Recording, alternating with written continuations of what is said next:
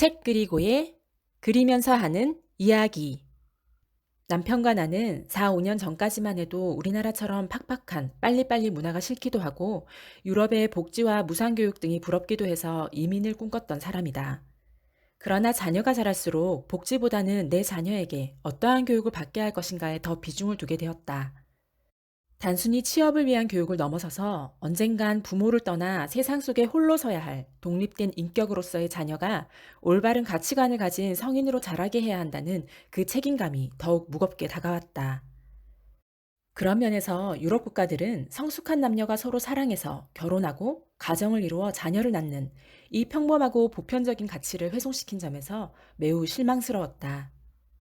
세계 인권선언 제26조 부모는 자녀에게 제공되는 교육의 종류를 선택할 우선권을 가진다.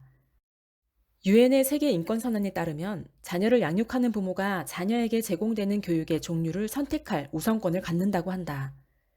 그러나 우리는 대부분 학교 안에서 이루어지는 교육에 아이들을 맡겨놓고 무슨 내용을 어떻게 배우든 선생님께 배우는 대로 열심히 공부해서 성적을 잘 받고 스펙을 쌓아서 좋은 대학을 가고 또 거기서도 무슨 내용을 어떻게 배우든 일단 학점을 잘 받아서 취업을 잘하면 자식 농사 잘 지은 것으로 생각하며 살아가고 있다.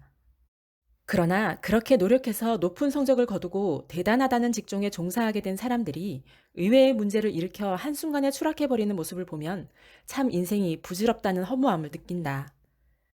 그러므로 한 사람의 인생을 길게 놓고 보면 성적, 스펙, 그 어떤 것을 준비하더라도 먼저는 자신을 조절할 수 있는 능력을 갖추는 것이 더 중요한 과제인 것 같다. 지금 당장 손해를 보는 것 같고 유혹이 되더라도 자녀가 자신만의 페이스대로 뚜벅뚜벅 걸어가도록 힘을 키워주는 것. 이것이 부모인 내가 지금 해 나가야 할 과업이 아닌가 하는 생각이 든다. 한국여성정책연구원에서 분석했던 여러 국가들이 시행하고 있는 성평등, 포괄적 성교육에 대해 살펴보면서 이러한 성교육을 초등학생에게 장기간 지속적으로 주입한다면 어쩌면 대한민국의 정체성 자체를 뒤흔들어 버릴 수 있겠다는 두려움이 밀려왔다. 왜냐하면 이 포괄적 성교육은 아이들의 이성적 판단 능력을 저하시켜 한낱 스쳐 지나가는 자신의 감정과 느낌이 마치 변할 수 없는 진리인 것처럼 반응하도록 훈련받는 교육이라는 확신이 들었기 때문이다. 미성숙한 아이들에게 자신의 성적인 느낌과 감정에 의존해서 모든 성적 행동을 결정할 수 있는 자유를 준다니 부모로서 어찌 걱정되지 않을 수 있겠는가. 오늘은 아주 오래전부터 포괄적 성교육을 도입해서 적용하고 있는 스웨덴의 모습을 경향신문 기사를 통해 바라보려 한다. 먼저는 노정현 기자에게 3회에 거쳐 스웨덴 포괄적 성교육에 대해 굉장히 구체적으로 취재해 주셔서 참 감사한 마음이 들었다. 물론 이 기사는 국내에도 스웨덴 성교육의 어떤 부분들을 받아들여야 한다는 취지로 작성된 것이겠지만 일단 일반적인 부모들 그리고 우리나라의 양심 있는 교사들 그러니까 직업적 선생이 아니라 아이들에게 전인적인 스승의 역할을 하기 위해 노력하는 교사들이 아직도 존재하고 있다면 이것을 우리나라에 자라나는 아이들에게 가르쳐도 되는 것인지 객관적으로 판단할 수 있는 좋은 자료가 된 것은 분명하다. 나는 당연히 그러한 숨은 의인들이 우리나라 곳곳에 학교 곳곳에 존재하고 있다고 믿기에 계속해서 영상들을 만들어 우리의 무감각했던 양심들을 깨우려 한다. 더불어 나 또한 아이들이 보는 것, 듣는 것이 그들에게 어떤 영향을 끼치는지에 대한 통찰이 없어서 저질러 왔던 과오가 많았음을 고백하며 우리 가정의 가치, 아이들에게 전수해야 할 가치를 바로 세워나가기로 다짐한다. 첫 번째 기사. 스웨덴 한 학교에서 14세, 15세 아이들이 17세에 임신을 한다면을 주제로 한 토론 수업과 인물들의 사진을 보고 연관된 두 사람을 짝짓는 매칭 수업을 받고 있는 중이다. 토론의 내용을 살펴보자. 아이를 낳고 키울 수 있는 공간이 필요해. 조금 더 큰 집으로 이사하거나 양육 비용을 마련할 방법을 찾아야지. 파트너가 나보다 나이가 많고 직업을 가졌다면 학교를 계속 다니는 게 좋지 않을까? 아이를 키울 수 없는 상황이라면 낙태도 생각해 봐야 해. 우리나라로 치면 중학교 1, 2학년 정도 되는 아이들의 대화이다. 일단 청소년이 성관계를 해도 된다는 전제가 깔린 상황에서 이루어지는 토론의 내용이 엄마로서 놀랍기만 하다. 거기에 더해 다음 토론 주제는 10대의 부모가 된다면 좋은 점은 무엇일까? 라는 내용이었다. 이러한 교육 덕분인지 스웨덴은 혼외 임신과 출산이 많으며 동거율도 굉장히 높은 국가 중 하나이다. 동거 가정에도 많은 복지 혜택을 누릴 수 있게 해주니 굳이 결혼이라는 울타리의 필요를 느끼지 못하는 것이다. 사실 스웨덴의 동거법은 이혼을 쉽게 하기 위해 만들어졌다고 봐도 무방하다. 왜냐하면 스웨덴에서 이혼을 하려면 이혼의 책임이 있는 쪽에서 지불해야 할 위자료가 거의 전 재산을 줘야 할 만큼 크기 때문이다. 동거와 결혼의 차이를 이해하겠는가? 비혼 동거, 스웨덴에서는 삼보라 부르는 이 제도 속에서는 언제든지 성적 자기 결정권이라는 이름으로 성 파트너를 바꾸면서 살아갈 수 있지만 결혼이라는 제도는 양쪽 부부에게 무거운 책임과 의무가 따른다는 것이다. 이렇듯 동거제도는 출산율은 높일 수 있겠지만 버려지는 아이들과 배우자의 비극에 대하여는 철저히 침묵하는 제도인 것이다. 다시 원 기사로 돌아가서 스웨덴에서는 평생 교육으로 요람에서 무덤까지 성교육이 이루어지는데 학교에서는 1955년 초, 중, 고교의 성교육이 의무화되면서 생물 시간뿐 아니라 종교, 역사, 문학, 사회학 등 모든 과목에서 성에 관해 배운다고 한다. 1955년이니 굉장히 일찍부터 공교육에서 성교육이 의무화된 것이다. 우리나라처럼 성교육 시간을 따로 떼내어서 교육하는 것이 아니라 각 과목마다 성에 관해 배운다고 하니 아이들이 세상의 모든 분야에 성을 연관시켜 해석하게 될까 심히 우려가 된다. 기자는 한국 성교육의 시사점을 얻기 위해 외국의 교육 현장을 돌아본 결과 국가와 문화는 다르지만 세계 곳곳에서 만난 성교육 전문가들이 이제 생물학적 성교육을 넘어 모두가 함께 잘 살기 위한 성평등 교육으로 나아가야 할 때라고 말한다고 한다. 과연 이 의미가 무엇인지 한번 살펴보자. 인구 1만 명의 작은 도시 그네스타에 위치한 프레아스콜라는 유치원과 초등학교, 중학교가 함께 있는 주립학교라고 한다. 이곳의 700명 정도 되는 중학생들은 1년에 의무적으로 30시간의 성교육 수업을 받게 되는데 학생들의 자유로운 토의, 토론으로 교육이 이루어진다고 한다. 여러 장의 인물 사진을 두고 서로 어울리는 커플을 만드는 매칭 수업을 하는 모습이다. 그런데 놀라운 것은 인물에 대한 구체적인 정보가 제공되지 않은 상태에서 각 그룹의 학생들은 서로 토의한 후 한 쌍 이상의 동성 커플을 매칭시킨 것이다. 이성이 아닌 동성 커플을 조합한 이유를 묻자 중학생이 남녀 커플과 크게 다르지 않다고 생각해요 라고 대답했다고 한다. 수업을 진행하는 과학교사 제시카 홈스트롬은 스웨덴에서는 성 정체성과 지향성의 구분 없는 교육을 중요하게 생각하고 있습니다. 교사들은 기회가 될 때마다 평범하지 않은 아이들에게 괜찮다고 말해주고 나와 다르다고 해서 이상한 것이 아니라는 메시지를 주려고 노력하고 있습니다 라고 말한다. 이렇게 모든 과목에서 적용된 성평등 교육, 즉 어떠한 성 정체성이나 어떠한 성적 지향을 갖는 것이 이상한 것이 아니라 괜찮은 것이라고 인정해주는 교육을 지속하니 아이들이 동성 커플을 매칭해주는 모습으로 그 결과를 보여주는 것이다. 성교육 수업은 학기 초인 2월과 3월에 집중적으로 총 30시간을 넘게 교육하는데 초등학교 저학년 시기에는 남녀의 차이, 수정과 임신, 태아의 발달, 부모 및 가족의 보살핌 등에 대해 배우고 초등학교 고학년 시기에는 성기의 구조와 기능, 2차 성징, 자위행위 등에 대해 학습한다고 한다. 그리고 중학교 과정에서는 출산에 관한 내용을 중복해서 자세히 다루며 혼인 외의 자녀, 성병, 피임법 등에 관한 구체적인 내용을 추가로 교육하고 고등학교 시기에는 새로운 가정의 탄생과 임신, 출산, 육아에 관한 복지정책, 불능과 불감증, 가정에서의 성교육 등에 관한 내용으로 이루어진다고 한다. 가르치는 내용은 생물학적 범위에 국한되지 않으며 남녀의 몸에 대해 배우고 이해하는 신체 교육부터 피임의 종류와 방법, 기구 사용법을 숙지하는 피임 교육, 성 관련 이슈를 주제로 의견을 나누는 토론 수업까지 다양한 방식의 수업이 구체적이면서도 반복적으로 이루어지고 있다고 한다. 즉 학생들이 자유로운 성관계를 할 수 있는 모든 방법들을 최대한 구체적이면서 반복적으로 가르친다는 것이다. 제시카는 동의와 관계에 대해 한층 깊은 고민을 시작하는 고학년 시기일수록 성교육 수업에서 토론이 차지하는 비중이 큰데 서로 질문하고 답하면서 생각을 바꾸기도 하고 다른 사람들의 입장을 이해하며 성과 관계에 대해 보다 넓은 시각을 갖게 한다는 것이다. 토론 주제로는 성 정체성이나 성평등과 관련한 이슈가 주요하게 다뤄지며 이것이 학교 성적에도 반영이 된다고 한다. 이 교육으로 성적에까지 반영된다면 학생들이 개인적인 양심으로 동성애나 성전환에 반대한다거나 혼전 순결의 중요성 등을 주장하는 것에 상당히 위축을 받을 것 같다. 여기서 토론의 기술을 익힌 내 자녀가 그동안 결혼과 책임에 대해 가르쳐온 부모에게 어느 날 엄마 아빠는 너무 생각의 폭이 좁고 성인지 감수성이 떨어진다고 나무라는 일이 발생할까 두렵기까지 하다. 이것은 3세에서 6세 어린이들을 위해 제작한 성교육 애니메이션 스노펜과 스니판이라는 영상의 한 화면이다.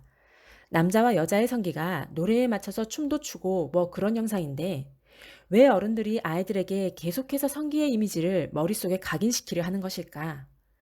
이들은 이러한 성기와 피임 교육이 청소년 임신과 낙태를 줄이는 효과를 가져오고 있다고 주장하지만 한참 자라야 할 이 청소년들이 어려서부터 성관계의 합리화 교육을 지속적으로 받음으로써 이들의 뇌는 성 중독 상태의 좀비뇌로 이미 변해버리는 중인지도 모른다.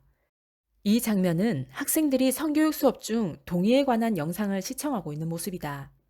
영상은 성관계 동의를 구하는 상황을 누군가에게 차를 권했을 때의 상황과 빗대어 설명하는데 차를 권했을 때 상대방이 적극적으로 마시고 싶어 하지 않는다면 더 이상 권하거나 억지로 먹여서는 안 된다는 내용이다. 나는 의문이 든다. 청소년의 성관계가 차를 마시는 것으로 비교할 수 있을 만큼 간단하고 쉽게 동의하고 행동할 수 있는 문제란 말인가? 프레하스콜란에 다니는 8학년 앨리스는 어렸을 때부터 사진과 동영상을 통해 남자와 여자의 몸에 대해 배웠어요.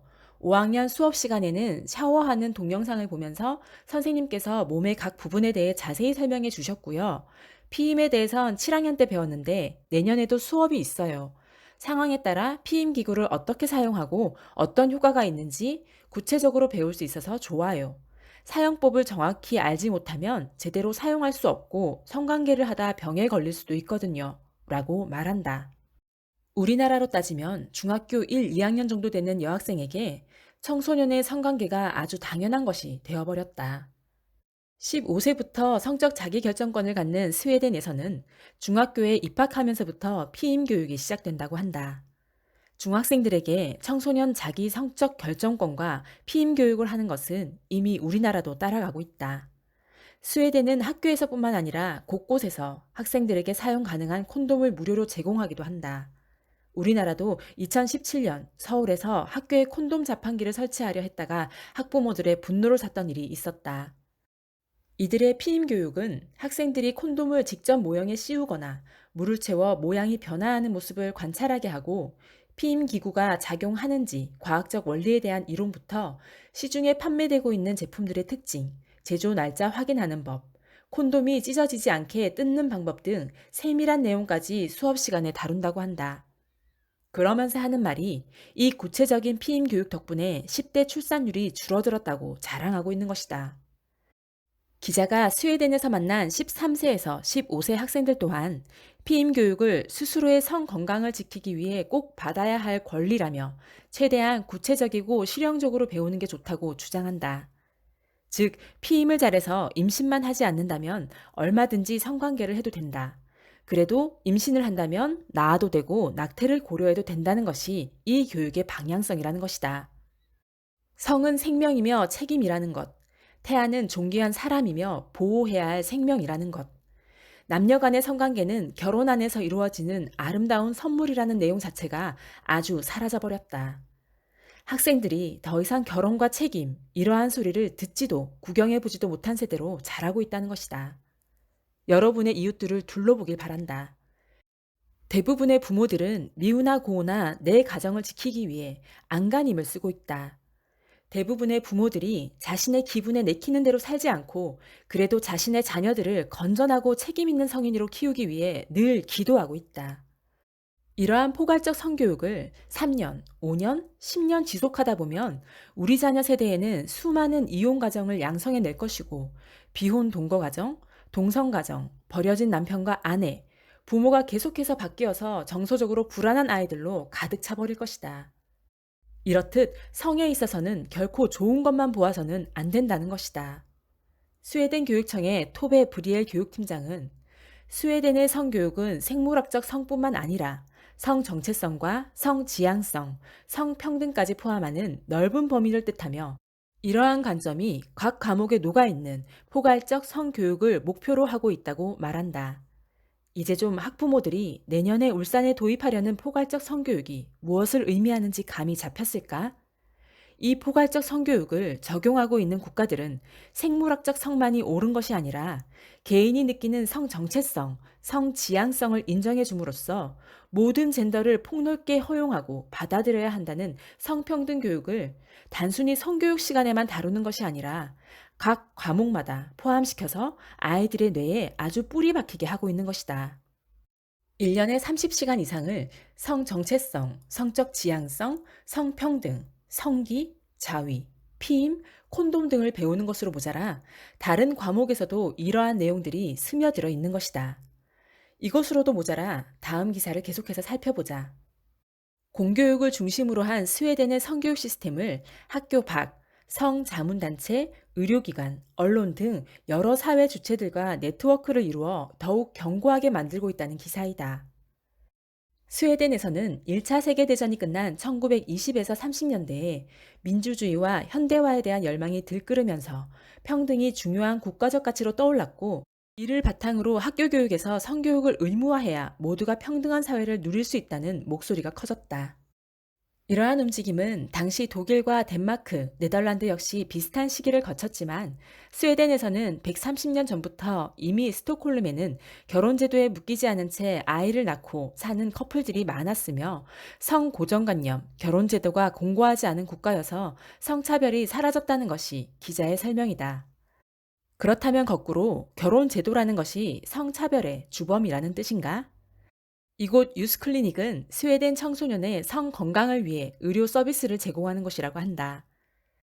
의료진이 상주하면서 성 건강과 관련된 진단과 상담, 경증 질병 치료, 타 의료기관으로의 연계를 돕고 있는데, 1970년 스웨덴 달라나 지역에 첫 개원을 한 이후로 현재 전국에 280개가 운영되고 있으며, 만 23세 이하는 누구나 무료로 이용이 가능하다고 한다.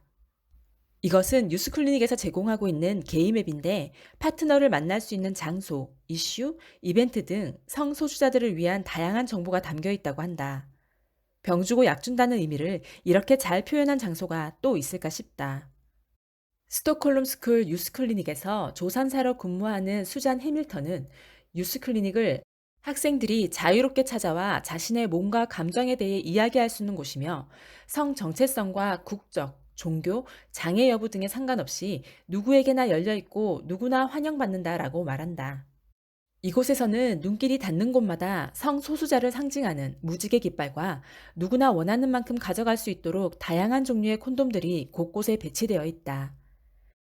이 클리닉에서는 여러 질문들을 자유롭게 할 수 있는데, 구체적인 피임법 상담과 임신 테스트, 성병 검사, 성폭행 사후 조치, 낙태 연계 등에도 관여한다고 한다. 이런 것을 보면 스웨덴은 청소년들이 안심하고 성관계를 하기에 탁월한 시스템을 아주 오래전부터 준비해오고 적용하고 있었다는 생각이 든다. 이렇듯 스웨덴에서는 학교 보건 시스템과 성자문기관, 유스클리닉 협회 등이 서로 협력하고 있었다. 즉, 학교에서는 청소년의 성관계가 성적 자기 결정권, 즉 권리임을 가르치고, 피임을 익히며 성 정체성과 지향성에 대해 괜찮다고 안심시키는 교육을 한다면, 이러한 외부 클리닉에서는 그 성관계 전후 구체적인 피임법 상담과 임신 테스트, 성병 검사, 성폭행 사후 조치, 낙태 연계로까지 서로 견고히 연결된 성교육망이 구축되어 있는 것이다. 미성년인 내 자녀가 겪는 임신, 폭행, 성병, 낙태까지 부모에게 알려지지 않도록 철저히 비밀이 보장된 채 이 모든 것이 이루어진다는 것에서 정상적인 부모라면 화가 치밀 수밖에 없을 것 같다. 결국 이러한 시스템으로 인해 미성년인 아이들을 주 고객으로 포르노 제작사와 자위도구 제작 판매자들, 피임약이나 성병 치료약을 개발하는 제약회사와 낙태 수술을 하는 병원, 낙태당한 태아의 조직으로 연구하고 치료약을 개발하는 사람들, 또한 성교육 교구를 만드는 회사와 성교육 강사들 등의 배를 불리기 위한 문화가 정착돼 버린 것이 아닐까? 1933년 교사 출신 사회운동가 오타르가 설립한 스웨덴 성교육협회, RSFU와 1950년대 동성애 혐오에 반대해 조직된 시민단체 성평등연합은 스웨덴의 이러한 급진적인 성교육을 이루는데 큰 역할을 했다고 한다. 사진 속 아저씨 뒤에 있는 에코백의 문구 My Pussy, My Choice. 여기서 푸시라는 단어는 고양이라는 의미도 있지만 여자의 성기, 성교라는 의미로도 쓰이는 단어이다. RFSU는 성건강과 권리에 대한 정보 및 교육을 제공하는 자문기관으로서 성교육 자료를 직접 개발해 학교와 교사를 지원하고 시민사회와 밀접한 다양한 캠페인을 진행하고 있었다. 성권리와 연관된 특정 정책의 지지를 표명하거나 압력을 행사하는 등 정치적으로도 큰 목소리를 내며 성범죄자 처벌과 자유로운 낙태를 위한 권리 증진은 내 몸의 권리를 위해 싸우자라는 슬로건을 내건 RFSU에서 중요하게 다루고 있는 문제라 한다. 이곳 운영비의 상당 부분은 피임기구와 자위기구 판매를 통해 얻는데 얼마나 많은 아이들의 주머니가 털렸는지 자체 수익을 통한 운영이 안정적인 편이라 외부의 입김으로부터도 자유롭게 활동한다고 한다.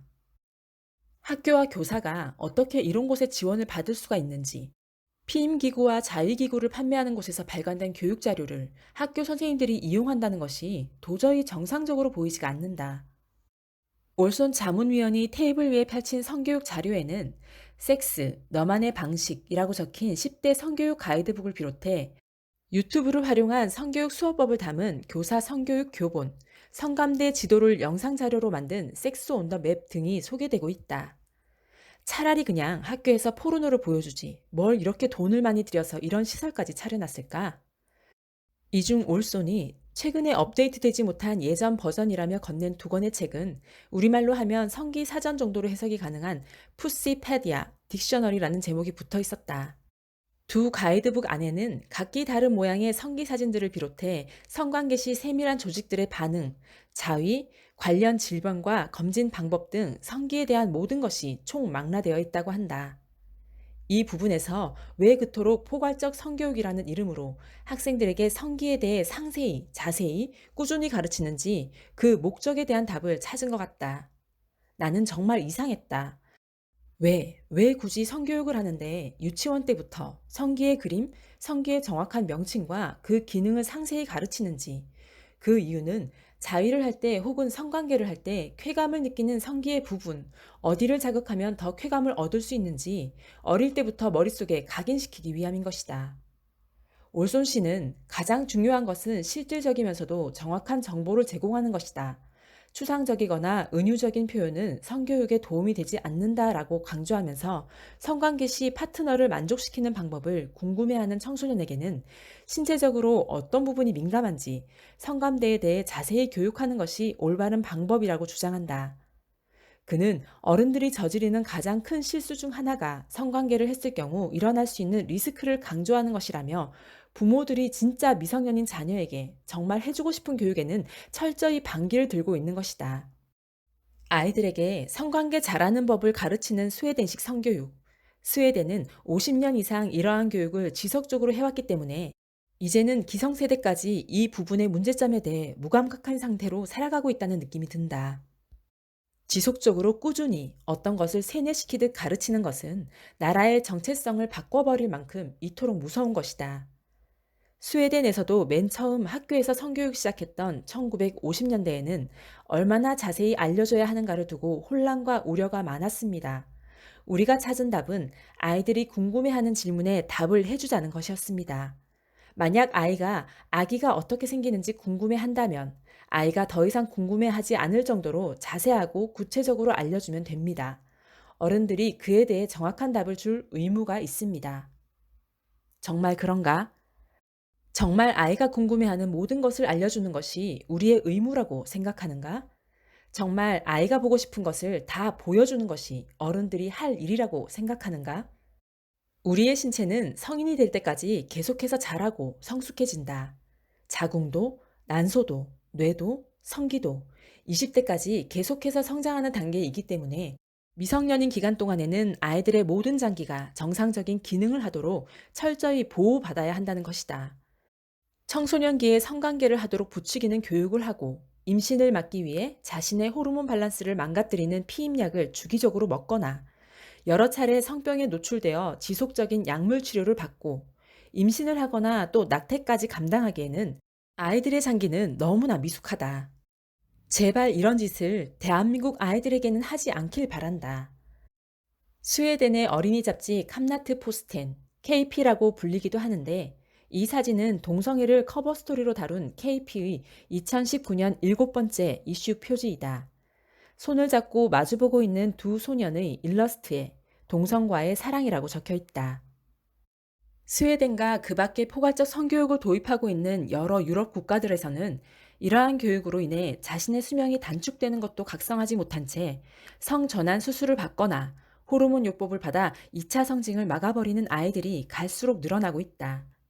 그 후 평생 동안 자신의 타고난 몸에서 자연적으로 발생되는 성호르몬에 저항하는 반대의 성호르몬을 투여받음으로써 악성 종양, 심혈관계 질환의 위험을 일반인보다 더 크게 짊어지고 살아가야 하는 것이다. 그것으로도 자신의 삶에 만족을 느끼지 못하면 폭력적인 행동을 하거나 그냥 자살해버리는 일도 발생한다. 한 국가의 다음 세대를 이끌어갈 아이들의 건강, 아이들의 일생과 맞바꾼 성평등이 도대체 무슨 의미가 있단 말인가? 한 국가의 가장 기본 단위인 개인, 그리고 그 개인이 가장 강력해질 수 있는 보호막인 가정. 이 가정이 무너지면 국가는 존재의 가치를 잃는다. 국가는 그 국가의 국민과 국민을 보호해주는 가장 중요한 단위인 가정을 법의 테두리라는 울타리로 결속시켜주고 지켜줄 의무가 있다. 비혼 출산 가정, 동거 가정, 동성 가정, 그 아래에서 자라나는 아이들, 부모가 너무나 쉽게 결별하고 쉽게 자신의 성 파트너를 바꿀 수 있도록 허용하는 것이 민주주의라면 나는 이 민주주의에 강력히 반대하고 싶다. 끝으로 스웨덴에서 직접 고등교육을 받고 있는 주다은 양의 증언은 대한민국 어른들에게 많은 시사점을 던져주고 있다. 이 문제는 이제 멀고 먼 이야기가 아니라 우리의 현실이 되어버렸다. 우리는 자녀들을 위해 무엇을 준비해야 할까? 책 그리고 다음에 만나.